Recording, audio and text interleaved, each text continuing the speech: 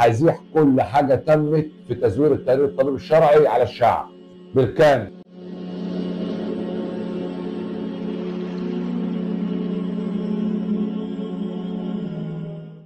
بسم الله الرحمن الرحيم.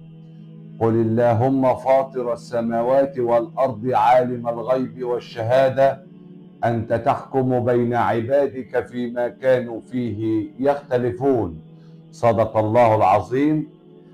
بالنسبة لبيان الاستقالة هنبدأ إن شاء الله نذيع الأسباب الرئيسية للاستقالة، وهي 5 أسباب رئيسية، في أسباب ثانوية بس دي ما تهمش يعني الرأي حضراتكم أو الرأي العام في حاجة. ال5 أسباب الرئيسية دي على الترتيب التالي. السبب الأول تزوير قضية مارينا على أخويا، بتاعة قضية الاغتصاب على القاضي مبروك مطر وشهرته وائل مطر، من قبل الطبيب الشرعي. الطبيب الشرعي اسمه جمال عبد الرازق عبد العال، ده أكبر طبيب شرعي فاسد في البلد، بايع كل حاجة. هبدأ بالطبيب الشرعي ده كسبب أول. السبب الثاني الجماعة اللي زوروا محضر الشرطة، لأن محضر الشرطة اتزور عن طريق الهواتف المحمولة، عن طريق استخدام تطبيق واتساب ورسائل SMS، وزوروا بقى التحقيقات وقطعوا ورق وحطوا ورق وبتاع، وجابوا الطبيب الشرعي وقالوا له زور في المكتب، وبعدين جابوا ضابط المباحث وقالوا له زور، وكتبوا التحريات مع بعض وهم قاعدين. ده السبب الثاني. طبعا موضوع انك تجيب ضابط التحريات عندك في المكتب ده يعني ما تعملهاش عليا انا، يعني مش ممكن. ده السبب الثاني. السبب الثالث اللي حكم على القاضي مبروك مطر وشهرته وائل مطر محمود كامل الرشيدي واللي معاه، ودايره النقض اللي ايدت الحكم واللي معاه.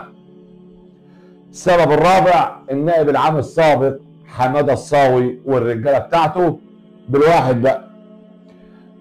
5. السبب ده هيكون مفاجاه للجميع، لان ده اكبر راس في البلد، وده انا مش عاوز اوصل له عشان الدنيا ما توسعش اكتر من اللزوم، انما لو اضطريت اوصل له خلاص يبقى امر الله غالب. وبادئ بالطبيب الشرعي، ليس مخافة من حد على الإطلاق، ولكن حبا ومحبة في الهيئة القضائية. أنا خايف على الهيئة، أنا مش عاوز أتطرق لأعضاء داخل الهيئة، وأعتقد يعني كفاية فضايح لحد كده. هبدأ أول حلقة بالطبيب الشرعي بقى، هيزيح كل حاجة تمت في تزوير التقرير الطبيب الشرعي على الشعب بالكامل، لان انا عارف وقايل لكم من 3 سنين ومن 4 سنين في مكاتبكم ان القضيه بتاعت اخويا دي مش خالصه غير بالشعب، ولا زلت عندي ايماني وعقيدتي وعارف ان يا الشعب يخلصها يا مش خالصه.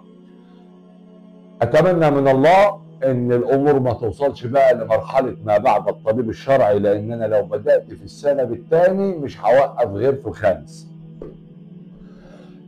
واتمنى بقى ختاما ان اللي مش متورط ما يورطش نفسه. انت ما تعرفش حاجه، ما تعرفش التزوير ازاي، ما تعرفش هم عملوا ايه على التليفونات، ما تعرفش مين مكلم مين ومين عامل لمين ومين قال لمين اعمل ومين اللي قال لمين زور ومين اللي قال لمين ادفن. كل ده معايا.